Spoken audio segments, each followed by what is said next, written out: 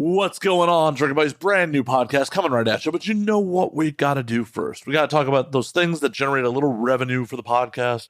First and foremost, we are brought to you by the Patreon. That's right.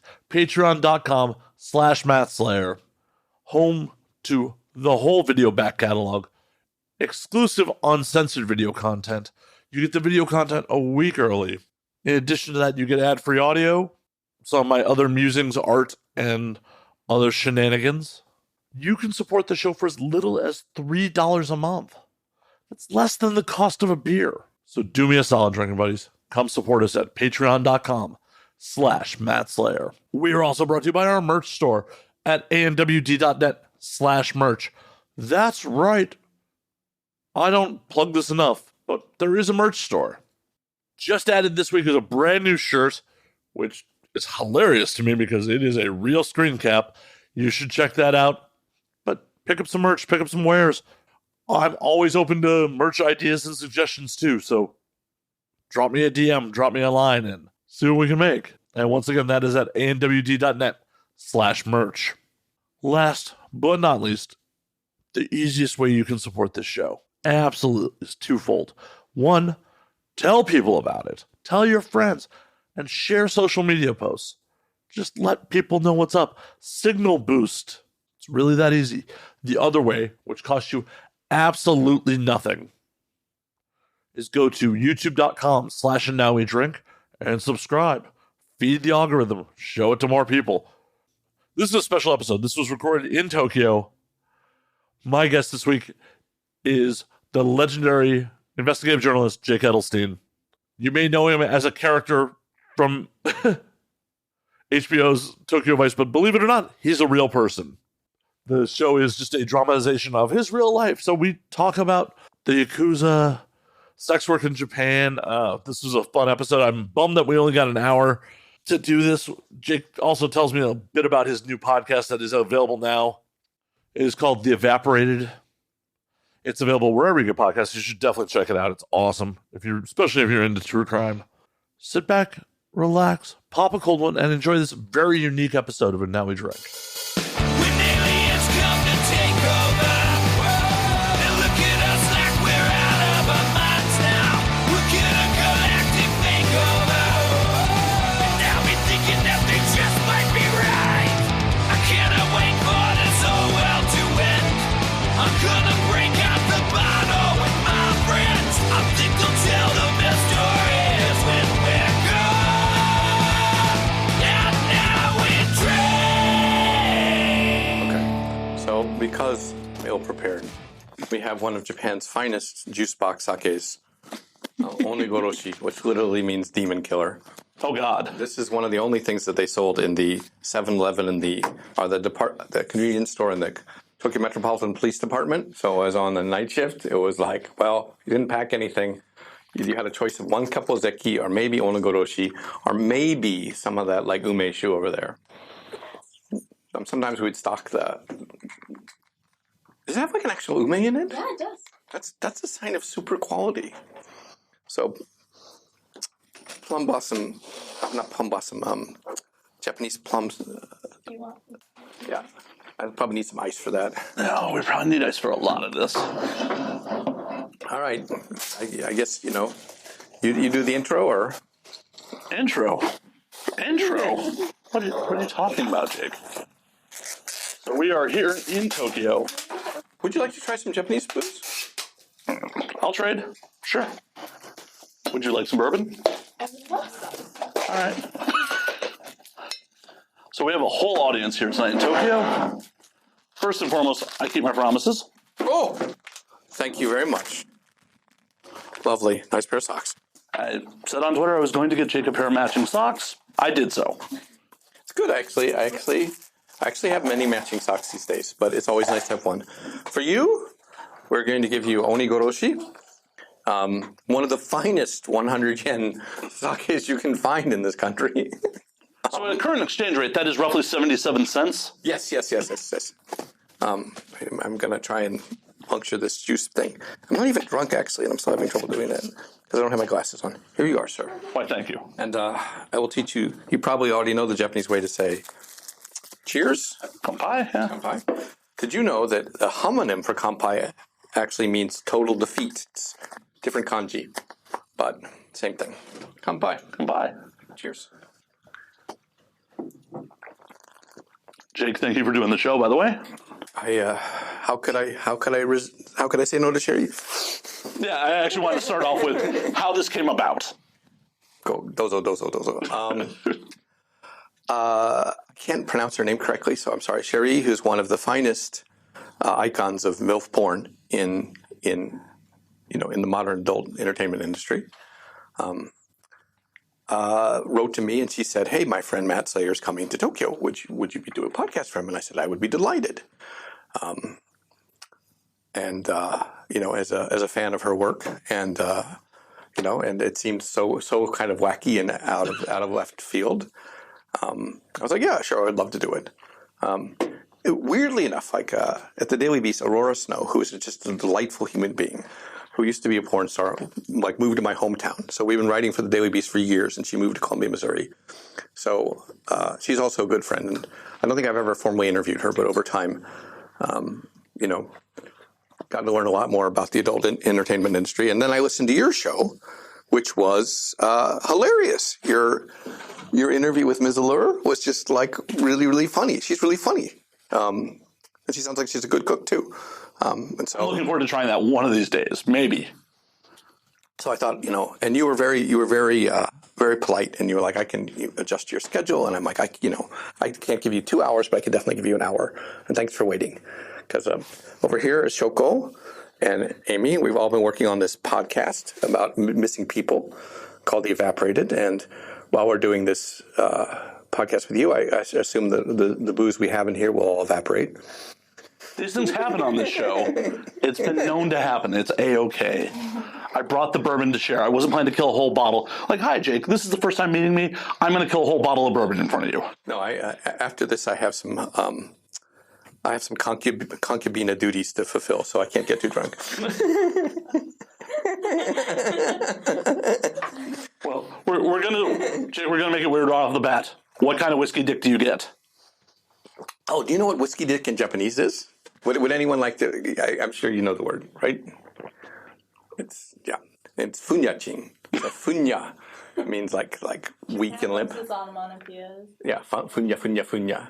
So funyachin. So I don't know. Actually, I don't really drink whiskey that much, so I don't think I've really. Well, I think that applies to all booze-enabled, flaccid, or in my case, I don't finish. Oh, so you have what is called retarded ejaculation. So you have a retarded ejaculation problem when you have too much booze. Yes. I didn't know we could call it that in 2022, but that is the technical word, unless they've updated the word to make it more politically correct. There's premature and there's retarded. So in that context of erectile dysfunction disorders, it gets kind of a disorder, right? Because it's, well, never mind. It's not my area of expertise, but I believe the term is still retarded. I will take your word for it. You were much more educated than I. No, I just lose interest. I just fall asleep. I'm a terrible drunk. Just make the missus do the work. It's fine. Pull a JFK. I'm like, call me when I'm sober. I promise that I will not ruin you for the missus tonight. Thank you. It's appreciated. Though if you do it to yourself, I'm not going to stop you. Taking it at a pace. Just a little bit of this, a little bit of that. You gotta try the bourbon at least. I will try the bourbon. Isn't this? Didn't I pour umeshu into my stuff, or is that the bourbon? I don't think the umeshu is brown. It's actually quite close. Oh my God, that stuff is harsh. How much of a bourbon drinker? Wow. It's very nice. It's 94 proof. It's fine. Jesus. I'm gonna go have my pussy umeshu.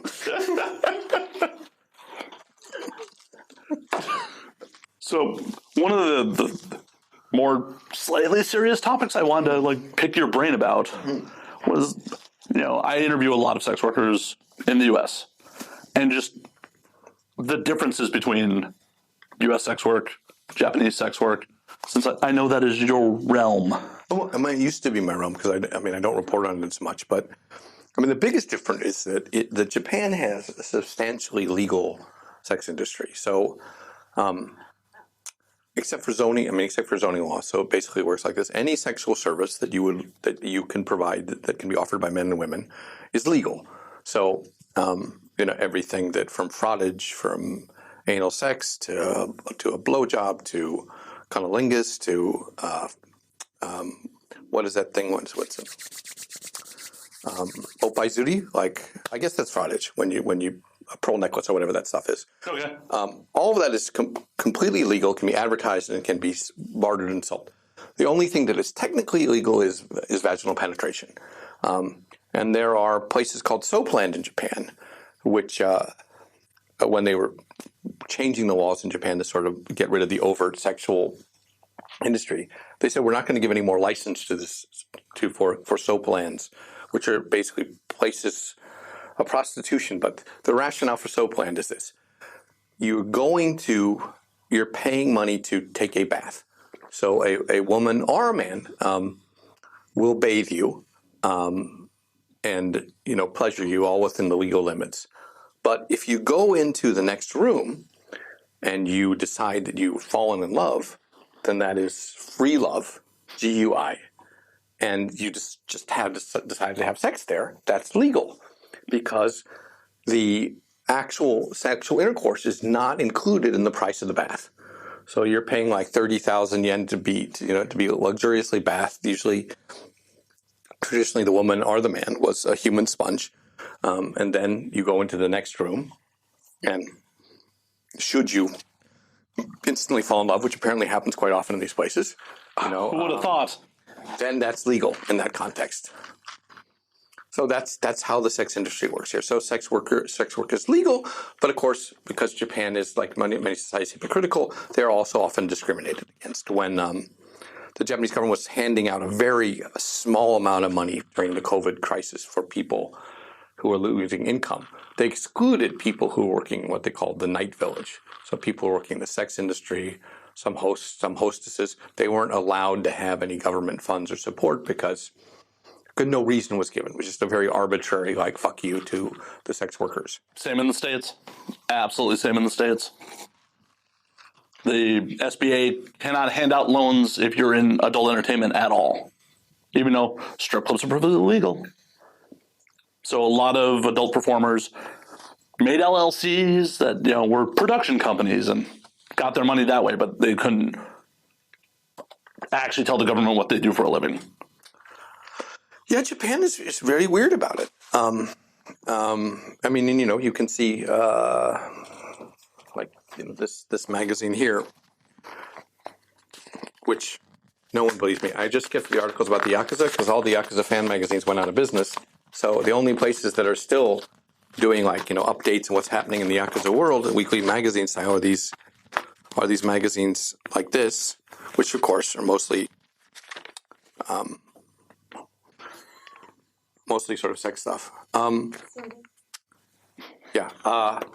Well, so as time goes on, one of the trends in these magazines is there's a lot of centerfolds of like what are called mature women, jukujo. I just think as Japan is aging, you just have a tendency for. I mean, I guess it's actually a good thing that many Japanese men are more attracted, even younger men, to older women than they are to younger women, which isn't sort of the stereotype of that, but it exists. So that's quite a niche market. I think that's been happening in the States too. MILF porn is so big. Well, senior porn in Japan is a huge industry. Like full-on seniors? Yeah, like people in their 80s, 70s. I mean, it's senior porn is probably one of the biggest growing industries in Japan. I mean, it's kind of interesting that it happens, but it's there. Anyway, these magazines, not only do they have stuff about the yakuza, but they also have reviews of sex clubs and what services are available and how they were. Because none of it's illegal. Which is coming from puritanical America. That's pretty wild. Yeah, but Japan is kind of like, while it's out in the open, it's also something you're supposed to be ashamed of. But this is also a country where, up to a couple of years ago, was really possible for a porn star to go like mainstream entertainer. Maybe not as possible as it is now as it was then. So does that answer your question? The difference between sex work in Japan and the United States is sex work here is mostly legal. You can get in trouble if you solicit on the street. That can get you arrested. But the prostitution laws in Japan, which are called the Baishin Boshiho, stipulate that it is illegal to sell sex, which is defined as vaginal penetration. But there's no punishment for the woman, and there's no punishment for the man. The only punishment can be for someone who serves as a pimp, or if it's a brothel and it's a brothel owner. And those laws were designed to actually protect women who'd sort of been sold into slavery by their families at the end of the Second World War, so that if you felt sorry for this woman, you could go to the police and say, like, this woman here is being forced to do sex work, and the police would take your statement, nothing would happen to you, and the pimp would get arrested and the woman would go free. So Japan's anti-prostitution laws are actually Japan's first anti-human trafficking laws. Where does pornography fit into that?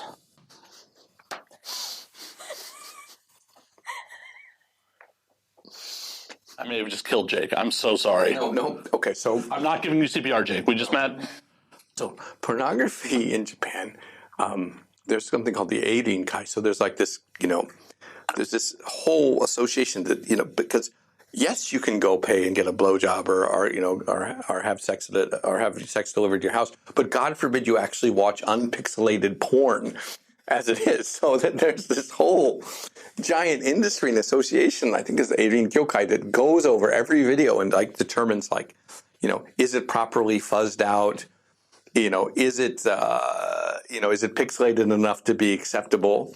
And of course, because it's the modern internet age, there's always now there's the released version of the porn, and then there's often an unfiltered, uncensored version that sort of leaks out somewhere. Or ends up on the hub. Or ends up, yeah. The hub, for viewers who don't know. Do you know what the hub is? Of course I know what the hub is. God damn, you kids today. I didn't know what the hub was.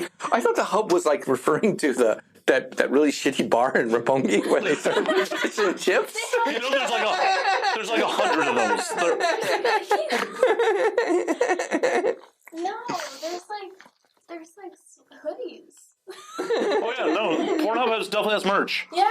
MindGeek has done very well with branding. Yeah. Though I'm sure they'd like to forget at this point that they had Kanye host the very first awards. And made custom Kanye merch for it. And back in the middle of the whole internet Bitcoin craze, there was somebody came up with Vice tokens, which would tokenize adult viewing, and it seemed like a great plan. I wrote an article about that, but I don't think it ever came to anything. I'm sure it was an ICO that made some money for someone, and then yes, initial coin offering. Yes, it was an ICO, Vice tokens. It sounded like a great idea to me. You would have people would get paid Vice tokens to watch porn, which they could cash in and pay for porn. It was a kind of a Ponzi scheme, but it sounded kind Wait of... a minute, an ICO that was a Ponzi scheme? No, they don't, never, no. Yeah, there have been many, actually. Back in the days when I reported on that stuff. I'm shocked. There's immoral people in cryptocurrency? No. Yes, you need to get your head out of that, those X-rated videos and, read the news, because you would be surprised. I'm illiterate. How am I supposed to read the news? I need someone to read it to me. There's a company here, I forget, that it's one of the biggest companies in Japan that people don't know about, called DM or something. And they make virtual 3D porn, with you need 3D goggles and everything. Yeah, the porn that everyone hates to make. And then they bring in $1 million a month on that stuff because people will still pay. So it's a huge industry here, and but does it fall under separate laws from prostitution? Yeah, because it's performance, right? It's performance, so therefore it's not sex work. But that's the wild part about the states. Is everywhere but California and New Hampshire, porn is technically illegal because it does fall under prostitution. Oh, I didn't know that. Wait, so the major porn industries are California and California. New Hampshire? New Hampshire does it. So New Hampshire legally, no one shoots in New Hampshire. No one shoots there. Wow. But they put. Wow! I see a business opportunity. Worms. Why is nobody? It's picturesque. It's a live free and die free. Yeah. So California is legal to make pornography from a 1981 state Supreme Court ruling. Okay. New Hampshire actually voted it on the books.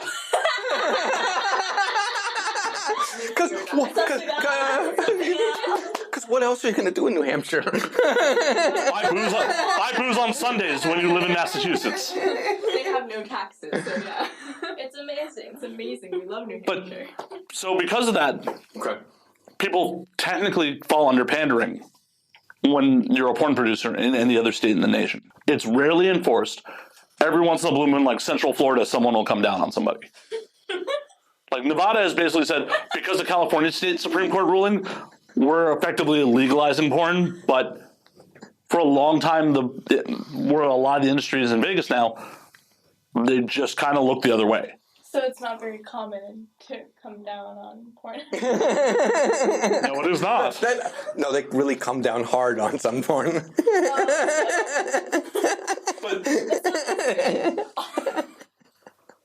So what happens if stuff is released that isn't pixelated here? You can get arrested. When I was covering Kabukicho from 1999 to 2001, there was with great fanfare. They would announce we raided place today and seized 1,000 unpixelated porno videos, and this money is probably going to organized crime, which it probably was. But it was kind of like what the Vice Squad did half the time was like they'd find some place that was selling unpixelated porn and bust them. But it's like, in this day and age, who is going to go out and buy a DVD? Even I don't buy that many DVDs anymore. That many. Keyword, that many. It's not like now like adult movies, but I still like DVDs because they're cheap. Yakuza films and DVDs now? They do. But like the new ones are mostly like straight to video streaming shit. No, I'm not porn. I don't think it's a source of revenue for them anymore. So was porn a source of revenue for them? I mean, because people would pay huge amounts of money, especially if it was like a well-known, well-liked porn actress, and someone had like the uncut copies. You could charge $100 for that, and if 100 people buy it at $100, and your net costs aren't that very much, that's a pretty decent profit. So, question: was there ever a point where the yakuza was using pornography to circumvent like full-on prostitution laws? No, you don't need to circumvent prostitution laws. Well, I mean, but vaginal penetration. If the minute you had a camera involved, it's pornography. It's no longer that guy's a producer. No, there was never like hey, hey, pay money to be in this porn production, and then you can sleep with the woman. It's always been understood that what happens in a closed room is probably going to actually be penetration, but the storefront operations that were basically operating as sexual massage parlors were actually pretty good in making sure that it didn't happen. If you were a woman working at one of those places, they would fire you if you started having actual intercourse with your customer because that's breaking the law. But as the years have gone by and they sort of closed down the storefront operations and everything moves to what is called a delivery health model, Dediheru. You've never heard that word? Dediheru? So, delivery health. Do you think that making it into Katakana is going to make it more recognizable? I don't know. I'm just saying, people say Dediheru. And so, health is like any kind of, like supposed to be massage or services, and delivery is, so you put them together, Dediheru. So that is legal. But, once the Dediheru woman goes to the customer's hotel room, I mean, really, do you think that that's just going to stop at like a sexual massage? Probably not. But there's no way to check.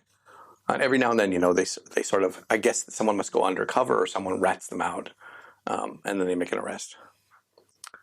I think there was one time this police came officer, police sometimes when you're covering the police beat, like they want their stories to be featured, but some of the stories are so disgusting. Are so bizarre that even though it's technically a scoop in the sense like never, this law has never been used to put these people in jail, you can't use it. So I think there was like one where they busted this like sort of like sex club, and it was really just sort of a place like a happening bar where people went and and they had sex, like kind of a sex swap thing, like not money involved. Maybe they paid an entrance fee, but not prostitution. But because they didn't keep the couples like separate from each other, and you could see what other couples were doing, they busted everyone for public indecency, and they were so proud of themselves, like sex club busted for kozen waisetsu, which is public indecency. But the one I remember the most that was the stupidest, but also highly revolting, but kind of funny, there was this club in Kabukicho called Child, and in Child, all the sex workers were lactating. So it was one of those places like Akachan play, like guys would get dressed up as like, put in diapers and, suck breast milk out of the woman, right? That's part of the whole play thing there. But obviously it's not easy to produce breast milk all the time. I'm not a woman, so I don't know, but I have heard this. And so they would have breast pumps, and sometimes they would like store the breast milk in bottles. But there are strict regulations about how you have to do that. So they busted this club for violation of Japan's sanitary laws. They were like, Tokyo police, first time ever have used this, these sanitary laws to bust a sex club. And the cop who was on it was very proud of himself. He's like, this is a great scoop. It's never been done. And Japanese newspapers love that thing, like Zenkoku Hajimete, Zenkoku Hatsu, the first time this has been done, whenever some law is applied for the first time. It's kind of like new and innovative. So I was like, okay, I'm going to write this up. And so I wrote it up, and I gave it to my boss. And he was like, and he didn't say anything. He just printed it out. He brought it to me. Then he hit me over the head with it, and he's like, are you fucking kidding? This is a family newspaper. We can't put this shit in here. He's like, what do you think we are, Tokyo Sports? Like, no, Adelstein. Bam, bam, bam, bam, bam. And then he ripped it up and he threw it in the trash. And I was like,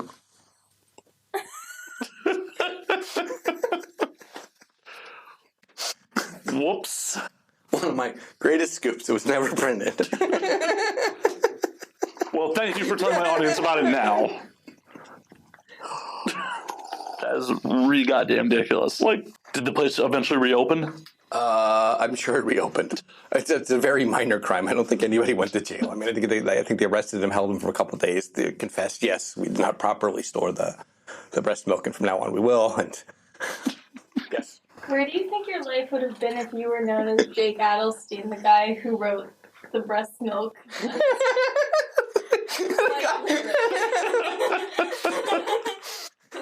I would be living large as the president of one of Japan's finest adult video makers. I feel like someone would have just realized this is a man who has an eye for talent. If you made like a sensationalized headline in English, what would you call that scoop? Oh wow! Oh, yours is the best one. Hold on. Don't send me curveballs. So much post-production work. Thanks. Sorry. Thanks. Busty breast milk bar gets a busty breast milk. Obviously, you need more bourbon. Diaper dickheads busted in breast milk crackdown.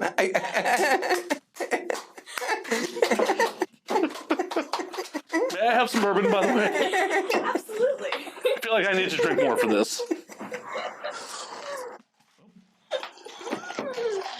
Is that my cup of ice? Or No. You can just put it in there. perfect.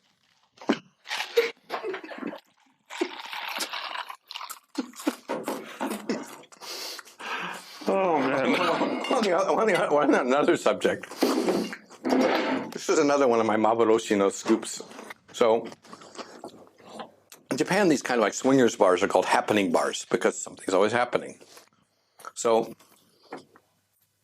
I got word through one of my cop sources. Again, this guy was always giving me like stories that could never be turned into successful scoops, but A for effort.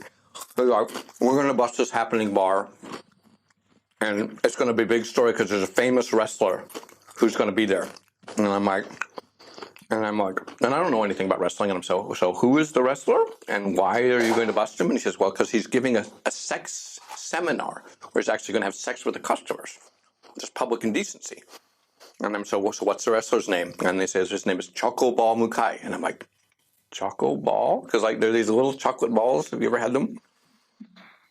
They're like peanuts or something in them, And when he was a wrestler, he became a porn star. But apparently his testicles, and as I was later at the scene when they arrested him, are actually very brown, like a chocolate ball, which is where he got his name, Choco Ball Makai. So I went there. I had my article ready to go in, and the police busted him. And like something like out of this novel called The Painted Bird, which I read once, like he was like when the cops busted him, he was so scared that he could not dislodge himself from the woman he was like humping doggy style. Like, I mean, literally, they had like calling like paramedics to do something to separate the two. It was the weirdest fucking thing. And so I wrote it up, and once again, my boss was like, no, Adelstein, no. I'm like, even though he's famous, no, this is just not for our paper. And then the next day, Tokyo Sports was like their top headline. Chocobo Mukai busted the happening bar. And look at this. I'm like, look at this. Like, that could have been our scoop. I gotta say, that guy is an MVP of male talent. The fact that he could keep it up as the police are raiding the place. No, not only, I mean, I think he locked in place. Yeah, but most people, when they fail, just whoop. Sometimes supposedly this happens with animals, like dogs, like they panic and they have trouble separating them. But I didn't know it could happen with human beings. It was really weird. I mean, all my years, I've never seen that one, but I don't think I've ever seen anyone really be panicked or, no full-on arrests during sexual intercourse that I can remember. Okay, those are the great classics, scoops I could have had if my newspaper just had a little bit more courage and a little less taste. Actually, a lot less taste. Well, just think, in the internet era, you could be writing a blog about it.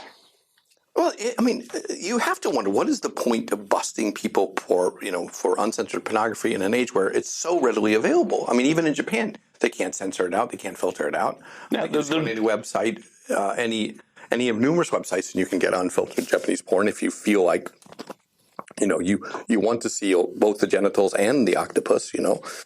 Why are the antiquated laws still on the books? Why? Because if you remove them, a lot of cops have nothing to do. I mean, it's just status quo. Someone once said to me that in Japan, there's only things are only done one of two ways. It's always been done that way, or it's never been done that way. And since it's always been done that way, and it's always been unacceptable, then they won't change the laws. There was this weird period of time when I started on the job when they were talking about hair noodle, and hair is like hair. So. Some photographer published a photo of like Mia Zalarie, this really famous actress, and she was completely nude, except she had hair covering up her genitalia, so you couldn't see the naked genitalia, and that was considered okay as long as there's some hair covering it up, so you can't see too much. I mean, that was acceptable. That's the classic Playboy move. Really? Look at Playboys, even in the 90s, you never saw like an actual vagina. You just saw the fuzz. I just thought that was the fashion at the time. No, that was to keep it a men's magazine, a gentleman's magazine. See, I learned everything. I'm so glad I was on this pod show. I just thought it was like, just thought hairy thing was the thing at the time. Well, because the U.S. struggles with its own puritanical bullshit. It does. But as you can see from here, I'll pass this over to you. You can see that it's pretty hairy. Yeah, that is pretty hairy. It is indeed. Well, and the Bush is definitely making a comeback in the States too. So really, because I wasn't out of the States for many years, right? So I was living in Japan. So the first time, I know that my daughter's never going to listen to this, so it's okay, it's fine. The first time I saw someone with like a complete Brazilian, I was just like what? I was like, what the fuck? Like, what is this? And they're like, oh, it's like everybody in LA does this. And I'm like, it's like, don't you like it? And I'm like, it's like, I mean, you look like a child. Like, I don't want to have sex with a child. It's really weird. But apparently, that's was the thing in the States. So, I mean, here, I think a little bit of hair is considered normal. And none at all is considered abnormal. I mean, you can, like all things, you can get used to it. But the first time, someone who lived abroad for a long time was like, wow, that's really a little much. I mean, it's like a porn movie kind of thing.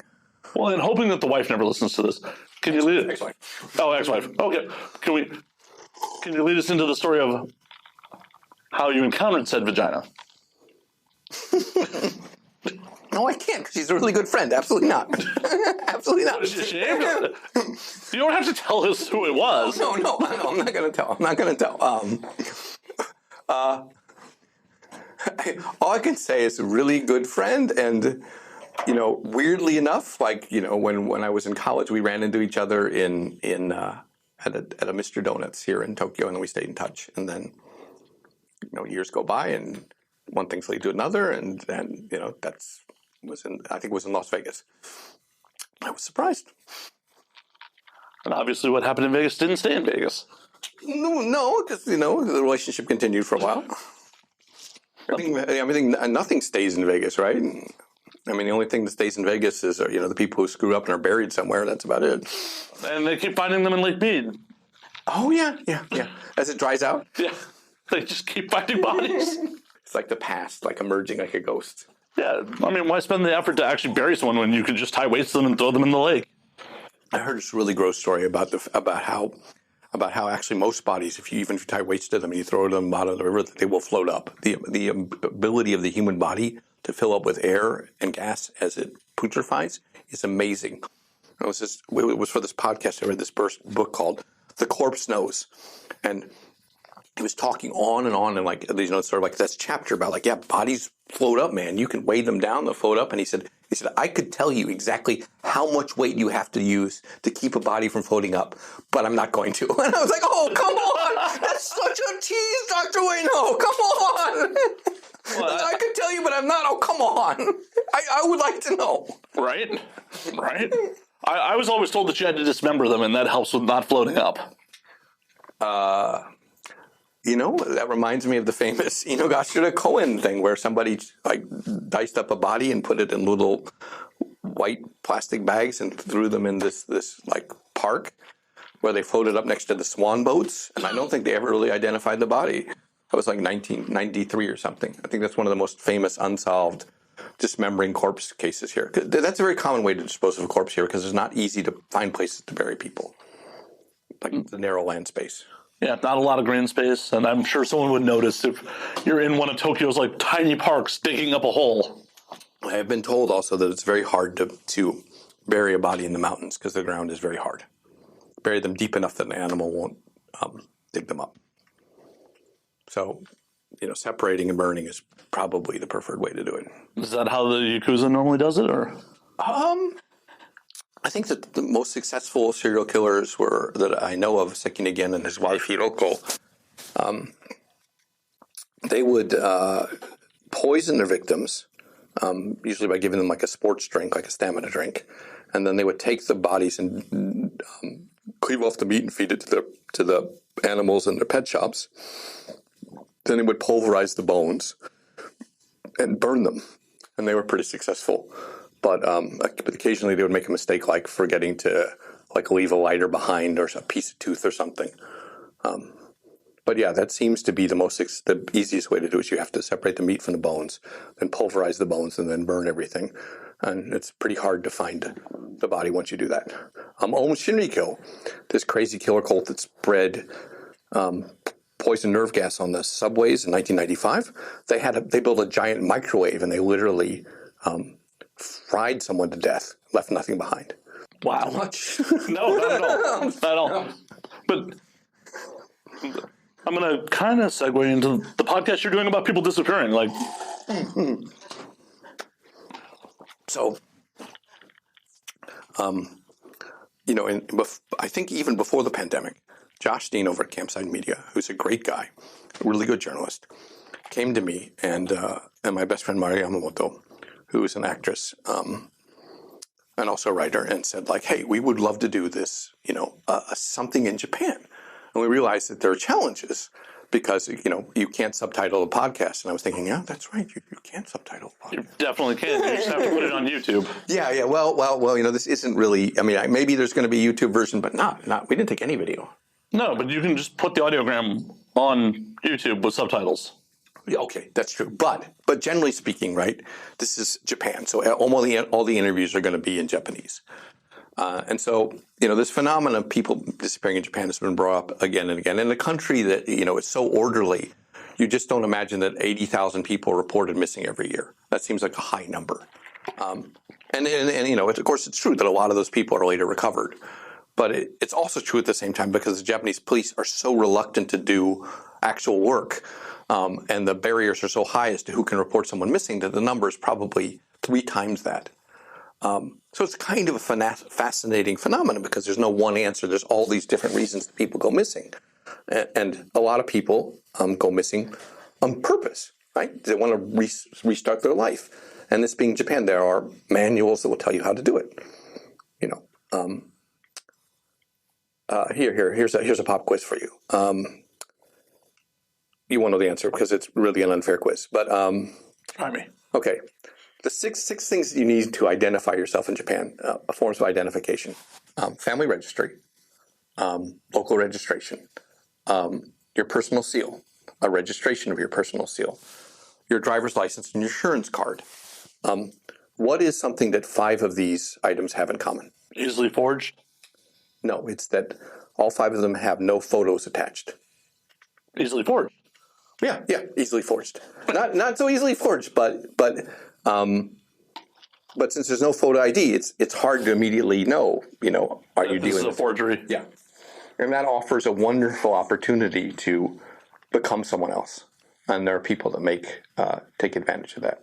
And so, you know, Josh was kind of like, do you think we can make a podcast out of that? Do you know anyone who vanished? And I'm like, yeah, I know someone who vanished. Like my accountant, you know, I paid him $1,400 in 2018 to do my taxes, and I paid it into his personal bank account without really thinking much about it because we were good buddies. And he vanished. He vanished with a lot of other people's money. I was about to say, I hope 1,400 isn't. You need more than that to start a new life in Japan. I need more. I think apparently it was quite a lot, and so that was the beginning of our quest. So. The original person I was going to do with, Mari Yamamoto, she got this role in Pachinko, the Apple TV series, which pays a lot better than this podcast does. Not that I'm complaining; we're well paid. Wait, whoa. You're well paid in podcasting? Yes, we're well paid in podcasting. And I Fuck say that this, I'm out. I'm out. What the well paid in podcasting? Fucking Japan. well. I mean, okay, compared to being maybe a magazine journalist, just well paid. It's a comparative, right? Well, per media is dead. It makes sense. And so,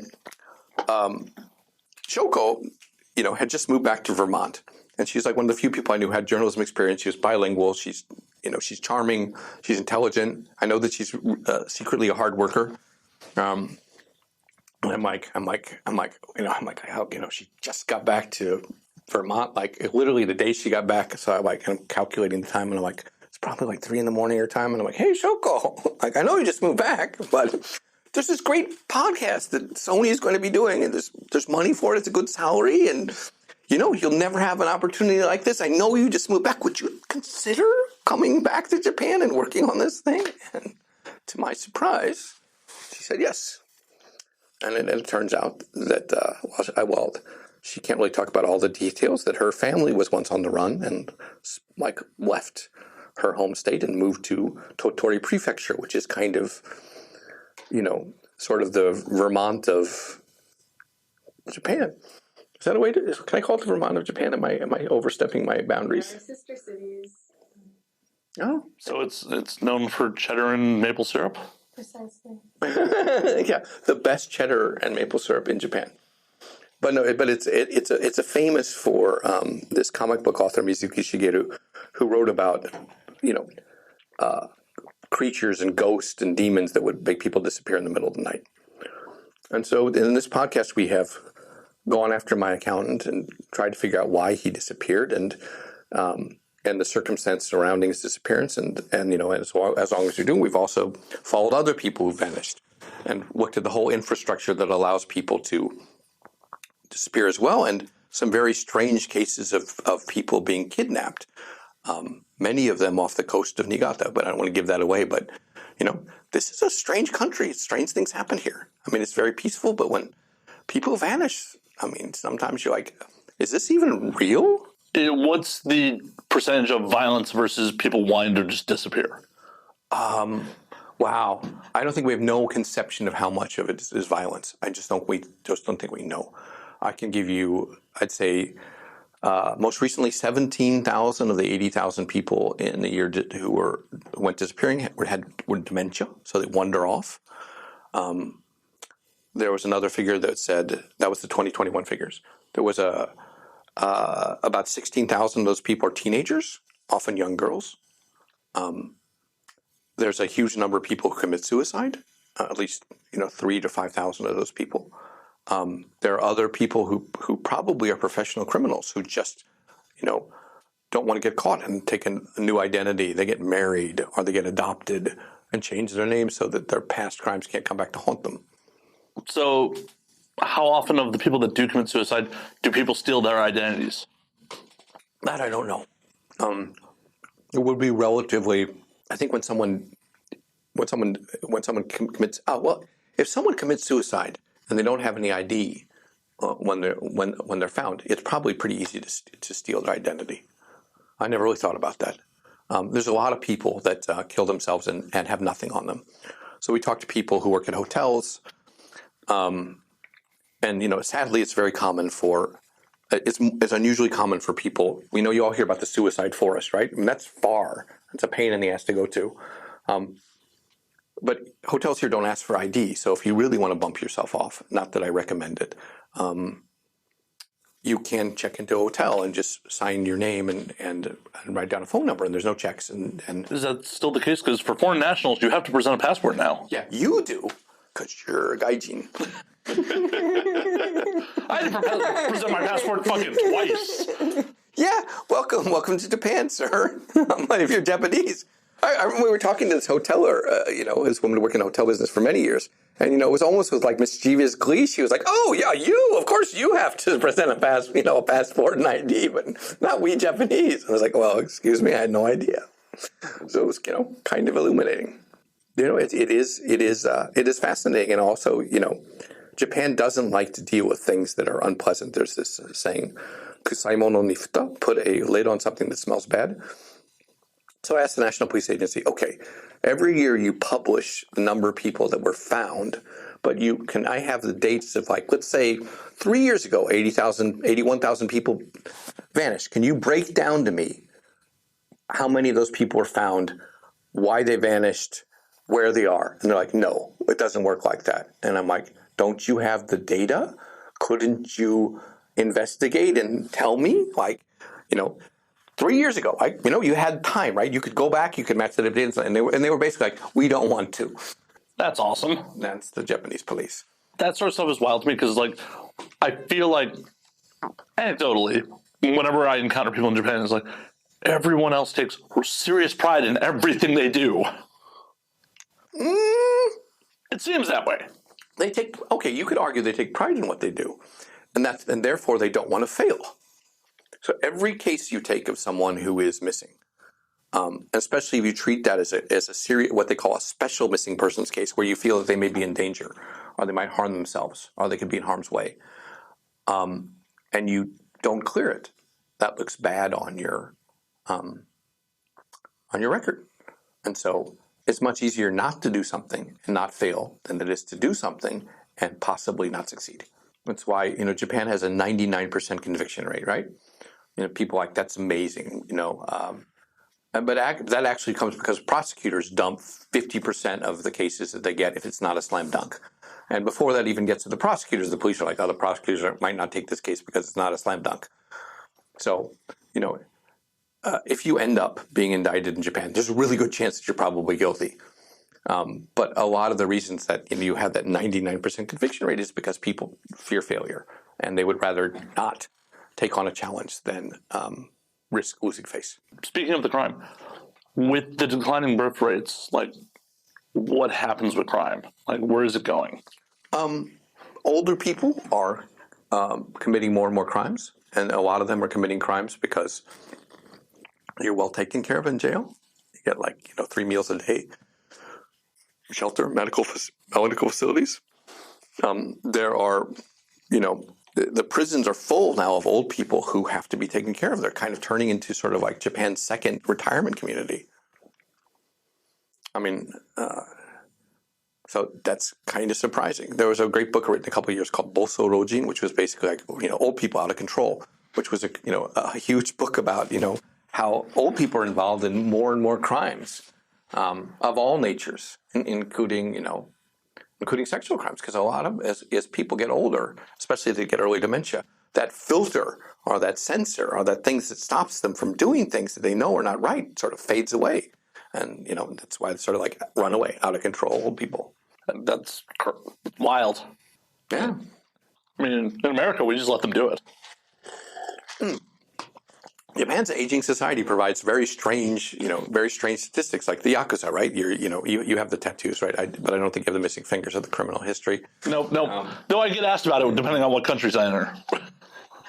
The average age of a yakuza now is 51. 51. I'm like 53. I'm not very intimidating. Some of these guys at the top of the organization are 80 years old. They're not out in Shinjuku street fighting people. Yeah, just like in those Yakuza games, which are so realistic. The ones by Sega.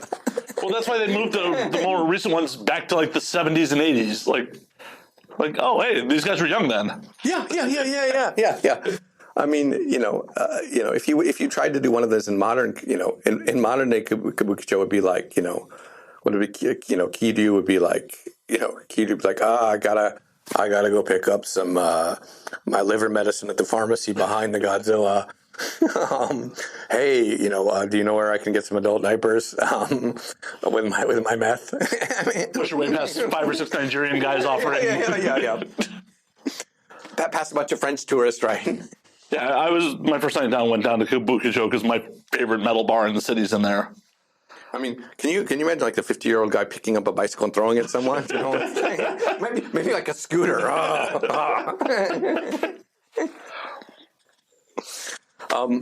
Do you have any more questions to ask? Because we got to clear out of here pretty soon, Dave. We have I know that yours is usually an hour long, and I hate to shortchange you, but I know. We have to get out of here. I'm trying to think of a good rapid question for you. What is the future of crime in Japan besides the elderly committing it? Because there's so many cameras here. Everything is monitored. Everywhere you go, there's a camera. The future of crime in Japan is that yakuza will fade out, and crime will almost virtually vanish because nobody has cash. Everybody has, you have an ATM. You have a credit card, or you have your Passmo, or you have your PayPay card.